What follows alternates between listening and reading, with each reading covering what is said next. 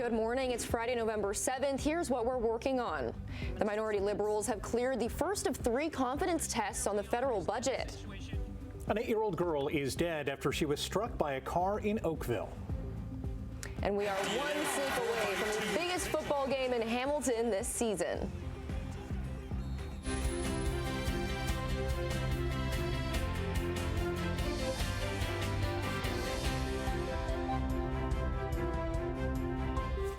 Good morning and happy Friday. Thank you so much for joining us. I'm on the desk for one final day, and that hum is back on Monday. It's been so much fun.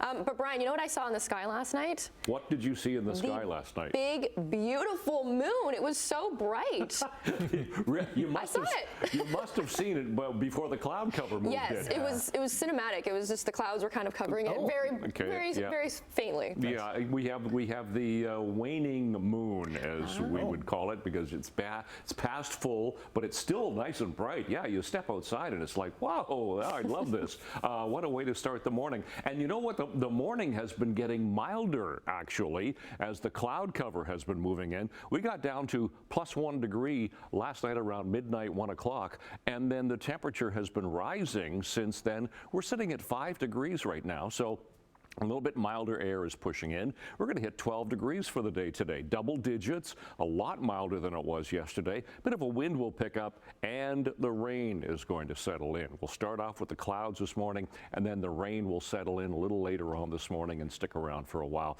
But don't worry, it'll get a little bit better for the day tomorrow for the football game. No rain, but it will be a fair bit cooler, and it'll be fairly cloudy as well. We'll talk about that coming up. All right, checking traffic this morning, see how we're doing on this Friday. Looks pretty good right now. 403 Waterdown Road, nothing there. Just the normal traffic for this time of the morning. To some MTO traffic cameras, a few. Centennial Parkway, nothing to see toward the Skyway. There's the top of the Skyway, and we'll flip ahead to Burl Oak. As you can see, it's just pretty light this morning so far. No collisions. We'll keep you posted. We'll look at weather and traffic coming up in a few minutes for you. Right now, the news. Thank you, Brian. An 8-year-old girl is dead after she was struck by a car in Oakville yesterday afternoon. The girl's 39-year-old mother was also struck in the crash and remains in hospital. Halton police say this happened around 4 p.m. on North Service Road west of Lindsay Drive. They say the mother and daughter were on foot when they were hit by a Lexus SUV after it left the roadway. The mother and daughter were rushed to hospital and then to trauma centers, where the girl later died as a result of her injuries. A 47-year-old Oakville man has been charged with dangerous operation of a vehicle causing death. Police are asking anyone with information related to the crash to contact them. The minority Liberals have cleared the first of 3 confidence tests on the federal budget after MPs defeated a Conservative sub-amendment 198 to 139. Tessa Bennett joins us live in studio with the details. Good morning, Tessa. Good morning, Rick. The sub-amendment called on members of Parliament to reject the budget, with Conservatives claiming the government failed to present a plan for Canadians to have an affordable life. The Conservative sub-amendment was to a Bloc Québécois amendment, calling on the House to vote against the budget because it's harmful to Quebec. Bloc leader Yves-François Blanchet moved the initial revision on Wednesday after the party decided the Liberals' budget didn't meet enough of their demands. MPs are set to vote on the Bloc's request today. If the government loses that vote or the main budget vote itself, it will have lost the confidence of the House, triggering an early election. But Finance Minister François-Philippe Champagne remains optimistic, saying he's heard from Canadians this week and they seem to be happy with the overall budget tabled by the Liberal government. Parliament Hill has been at the center of rumors this week after a Nova Scotia MP left the Conservative caucus just hours after the budget was released, joining the Liberals. The move puts the Liberal government within 2 seats of a majority. A Conservative MP from Alberta released a statement saying he was not planning to cross the floor and intended to remain a member of that party, but later announced his plans to step down entirely. I'll send it back to you, Simone. Thanks, Tessa. Hamilton police say they've arrested a 37-year-old man who they say stole an urn containing the ashes of an infant girl. Police say this happened at the Mausoleum, the Resurrection Catholic Cemetery on Garner Road in Ancaster. The child's father discovered the urn was missing when he went to visit her remains last Sunday. Police say they took Kevin Wintenick of no fixed address into custody Wednesday in Niagara Falls. The urn was recovered along with other items also believed to have been taken from grave sites. Wintenick is facing multiple charges. York Regional Police say 2 people have been charged with murder following a September house fire that killed 2 people in Richmond Hill. Officers say 5 people were in the home just north of Toronto at the time. An 11-year-old girl and a 24-year-old woman both died from their injuries, while 3 other people were seriously hurt. Police say a 30-year-old man and a 42-year-old woman, both from Toronto, have been arrested in the case. They've been charged with first-degree murder, attempted murder, and arson. The city of Hamilton is investigating after a resident reported concerns about the water conditions of a creek at the Nathan Cirillo Dog Park in Ancaster. The photos were posted in a Facebook group on Tuesday showing the discolored grayish water. Both the Ministry of Environment and the city of Hamilton did an inspection of the creek on Tuesday and found that the water was clear, odorless, and had no evidence of abnormal material. In an emailed statement to CHCH News, Hamilton's water and wastewater operations says there was some naturally occurring foam, but that's not out of the ordinary. The city says they've tested a sample for contamination and will update the community with those results. But overall, the city urges pet owners to not let their animals drink or swim in water that's suspected of being unsafe. A farm in British Columbia has lost its fight to try and stop a cull of its flock of nearly 400 ostriches. For almost a year, Universal Ostrich Farm has been entrenched in a legal battle with the Canadian Inspection Food Agency after some of its birds died and test results came back positive for avian flu. That sparked online outrage and protests. It's not hard to understand why people are seeing this as government overreach when the agency is acting so unreasonably. I think it's pretty reasonable and pretty narrow what's being requested here, which is just another opportunity to test those birds, see if they still have the virus, and decide at that point whether it is in the best interests to kill them. Even if they are still sick, there are still questions about what killing them all really would accomplish. The controversial cull order went ahead later in the day. The move comes after the Supreme Court of Canada refused to hear the case. A reminder that parts of the Red Hill Valley Parkway are closed today. The closures are taking place beginning at 9 a.m. and will last until 3 p.m. The northbound right shoulder and 1 lane on the east side will be closed. The work will also take place between the off-ramp to Queenston Road and the Queenston Road on-ramp. The city says the reason is to enhance roadway safety through guide rail repairs. Sportsline, less than a week after their gut-wrenching loss in Game 7 of the World Series, Blue Jays brass met with the media, including team president Mark Shapiro. As we walked by the field, I hadn't looked at the field since Saturday. I haven't spent a moment, I don't think, I couldn't look at the field. And I looked out there today. But it's with the rearview mirror on that inspiration, on that gratitude, on that understanding of the ability and potential to lift our community of Canada, that I walk away inspired and recommitted to resume the pursuit, with greater determination, with more resolve, and even more committed. The Blue Jays have issued a qualifying offer to infielder Bo Bichette for 2026, worth just over $22 million. He has until November 18th to accept the offer, and if he declines, it will mean he becomes a free agent and can still return to Toronto or sign with any other team. By extending the offer, the team will receive a draft pick in compensation if Bichette signs elsewhere. The Jays also exercised the option on manager John Schneider's contract and are working on a long-term extension for the skipper. Well, if you love high-scoring football, you would have not enjoyed last night's Broncos-Raiders game. In a penalty-filled defensive slugfest, Denver clipped division rival Las Vegas 10-7 to open Week 10 of the NFL season. The Broncos sacked quarterback Geno Smith 6 times, improved to an NFL best 8-2, while Vegas dropped to 2-7. Will Lutz booted a 32-yard field goal in the third quarter to break a 7-7 tie. Raiders kicker Daniel Carson missed a 48-yarder to tie it. This is a sad story. Cowboys defensive end Marshawn Nealand was found dead of an apparent suicide after evading police in his vehicle and fleeing the scene of an accident on foot. Police say the 24-year-old didn't stop for officers over a traffic violation on Wednesday night and was found dead early yesterday morning, about 3 hours after the crash. He leaves behind his pregnant girlfriend.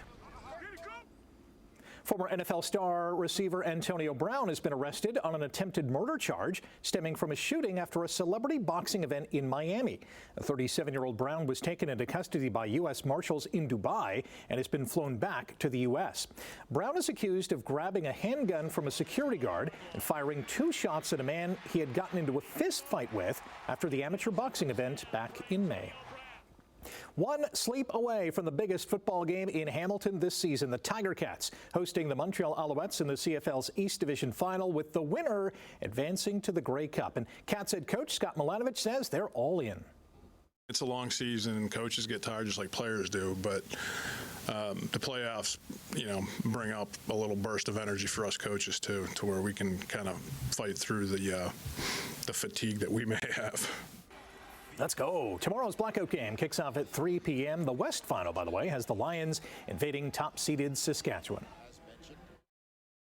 Novotny with Ula. Novotny slows up, shoots, scores!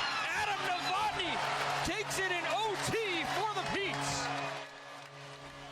Adam Novotny scored in overtime to lead the Peterborough Petes to a 4-3 win over the Brantford Bulldogs. Cooper Dennis netted a pair for Brantford. OT also needed at the Meridian Centre, where Cowan Ishikakogan slotted home the winner as Ottawa clipped the Niagara Ice Dogs 4-3. It's 6:11 and it is Friday. We made it 7th of November.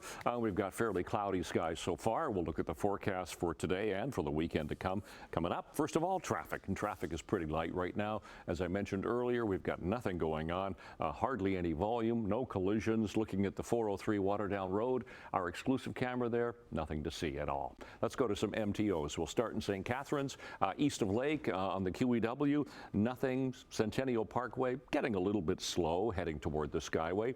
Other side of the Skyway at Fairview looks good. Same with east of Royal Windsor all the way through Dixie. Not a lot happening. Take it carefully, please. All right, let's get to what we have temperature-wise this morning. And I mentioned earlier, the temperature has been going up overnight, and it's gone up this hour. We started out the morning at 1 degree at about midnight, 1 o'clock this morning, and the temperature has been going up steadily ever since. Now we're sitting at 6 degrees, winds are light, humidity comfortable. The sky is cloudy, and it's going to be cloudy for the day today, and we are expecting some rain pushing in towards us, but it's going to be on the mild side. We should hit 12 degrees today. That's above seasonal, but we'll have some wind, southwest 30 gusting to 50. That's what's pulling in the milder temperatures. So we have this frontal boundary, low pressure system up to the northwest, and it's going to push in some rain ahead of that cold front. Then the cold front goes through. That'll shift the winds around, pull in some cooler air. We're looking at, well, no rain for tomorrow, but we are going to get back into some precipitation by the time we get to Sunday. So today, temperatures 11, 12 degrees, 10 for Guelph and Kitchener. So above seasonal generally, but it's going to be cloudy with that rain settling in. Tonight, it'll taper off to just some scattered showers. Stays fairly mild, 4, 5, and 6 degrees overnight tonight, 3 for Guelph and Kitchener. And then tomorrow, temperature doesn't rise all that far. We're only going to sit around 7 degrees for tomorrow. We'll have some sunshine in the morning, but then it's going to get cloudy as the day progresses, so it'll become cloudier as the day goes on. So out the door on the 7th morning of November, yep, the temperature's gone up. It was 5 last hour. We're now sitting at 6, and the sky is fairly cloudy. Long-range forecast coming up. Simone, Rick. Thanks, Brian. Morning Live is heading to the Canadian Warplane Heritage Museum for our annual Remembrance Day show. We'll talk to veterans about their service. Morning Live Remembers starts at 6 a.m. And stay with us for our special Lest We Forget broadcast. We will air the live and uninterrupted broadcast of the Remembrance Day ceremony from the Canadian Warplane Heritage Museum. That begins at 10:30 a.m. Now, coming up after the break, we'll say good morning to Emily Vukovic with a preview of what's to come in Chit Chat. And coming up in business, TD Coliseum has a new partner. We'll have more on that and the part it will play and what the beverage menu looks like. Stay with us. Well, it's time to say good morning to Emily Vukovic. Emily, welcome back. What do you have coming up in Chit Chat? Hi, good morning. Well, Gremlins 3 is in the works. Remember those little creatures? Yeah, it's been a while. Yeah. I didn't know there was 2 of them, so now there's 3. Okay. There is 2. Yeah, 2. Yes. 2 was not as good as 1. No? Yeah, No. 2 is but we'll chat about 3. Okay. Another big rock act, actually one of my favorites. Like if someone was to ask me my top 5 favorite songs of all time, this band sings one of them. Ooh. Coming to TD Coliseum. Okay. And later on this morning, film critic Bonnie Laufer talks all about what's new on Netflix. Can't wait. Thank you so much, Emily. We'll talk to you in a little bit. All right, taking a look at some business news and overseas trading. The Canadian dollar is up 3 basis points to 70.83 cents US. Gold is $21 higher, while oil is up 87 cents, trading just over $60 US a barrel. And in midday trading in Europe, London, Frankfurt, and Paris are all showing moderate losses this hour. In Asian markets, all of them down, with the Nikkei plunging 607 points, while Hong Kong and Shanghai also posted losses. North American markets were all down as well yesterday. The TSX dropped 234 points. The Dow Jones lost nearly 400. The Nasdaq down nearly 450. TD Coliseum has announced Asahi Canada is a founding partner of the revamped arena. Asahi is a beverage company with a number of well-known beers on the market, including Asahi Super Dry and Peroni Nastro Azzurro. The move marks a long-term partnership with Oakville Group. Asahi products will feature prominently in the arena's beverage offerings. At the heart of the partnership is the House of Peroni, a stylish 150-seat members-only lounge located on level 3 of TD Coliseum. If you've ever wanted to own a vintage Hudson's Bay blanket, you'll soon have a chance. The company is putting 52 blankets, including 2 dating back to 1900, up for sale later on this month. Some of them are almost 100 years old, point blankets with HBC's classic green, red, yellow, and indigo motif, while others are slightly more recent and feature scarlet, lavender, wild cranberry, rose, empire blue, and gold hues.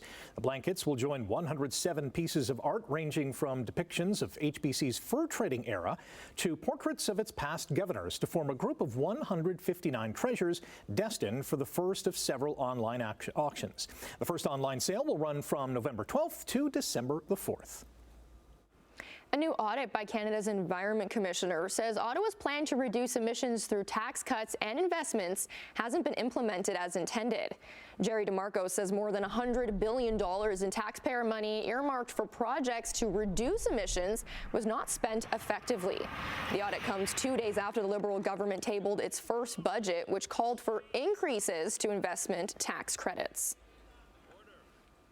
Recent postal strikes have hurt Canadian Tire's marketing efforts. The retailer says the labor dispute has meant that less consumers have been receiving their flyers.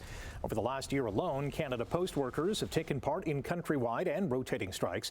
They've also paused flyer deliveries to try to secure better pay and working conditions. Yesterday, Canadian Tire raised its dividend as it reported its third quarter profit fell compared with a year ago. Taking a break right now. Brian will be back with your traffic and your 7-day forecast. Good morning. Coming up on 6:23, it's Friday. We made it 7th of November, and not a lot going on the roads, which is good. QEW 7th, St. Catharines, nothing there. Top of the Skyway Bridge still looks good. Here's east of Burloak going toward Bronte Road. Toronto-bound lanes coming towards us. That's doing fine. Same with Erin Mills Parkway. Nothing going on the 403 going through Mississauga. All light volume and no sunshine yet. We'll talk about that coming up. All right, let's talk about what we have temperature-wise. Temperatures have been going up all night. The warmer air is already pushing in. So we were 5 last hour, 6 for Hamilton this hour, 7 Mississauga, Grimsby, and 8 for Toronto to start the morning here.